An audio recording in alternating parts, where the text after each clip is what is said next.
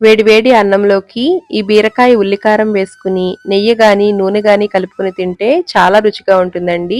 ముందుగా బీరకాయని ఈ విధంగా మీడియం సైజ్ ముక్కలుగా తరిగి పెట్టుకోవాలి. ఉల్లికారం కోసం స్టవ్ మీద ప్యాన్ పెట్టుకుని కొద్దిగా నూనె వేసుకుని పెద్ద సైజుగా తరిగి పెట్టుకున్న ఉల్లిపాయ ముక్కల్ని వేసుకుని ఉల్లిపాయ ముక్కలు కొద్దిగా పచ్చివాసన పోయి మెత్తబడే విధంగా మగ్గించుకోవాలి. ఈ విధంగా మగ్గిన తర్వాత మిక్సీ జార్లోకి వేసుకోవాలి. కూరకి సరిపడినంత కారం, పసుపు, ఉప్పుని వేసుకుని బరకగా రుబ్బుకుంటే చాలా బాగుంటుందండి. ఇదే ఉల్లికారంతో వంకాయ, దొండకాయ, కాకరకాయ తోటి కూడా ఉల్లికారం కూరల్ని తయారు చేసుకోవచ్చు. స్టవ్ మీద మరొకసారి ప్యాన్ పెట్టుకుని కూరకు తగినట్లుగా నూనె వేసుకోవాలి.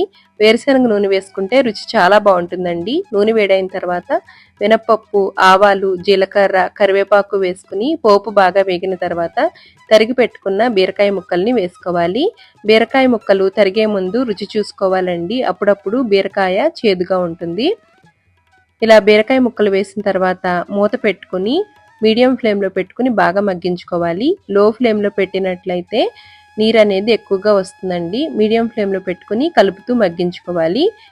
బీరకాయ అంతా బాగా మగ్గిన తర్వాత మిక్సీ చేసి పెట్టుకున్న ఉల్లికారం ముద్దని వేసుకుని 1 నిమిషం కలుపుకుని మూత పెట్టుకుని మరొక నిమిషం మగ్గించుకుని స్టవ్ ఆఫ్ చేసుకోవాలి.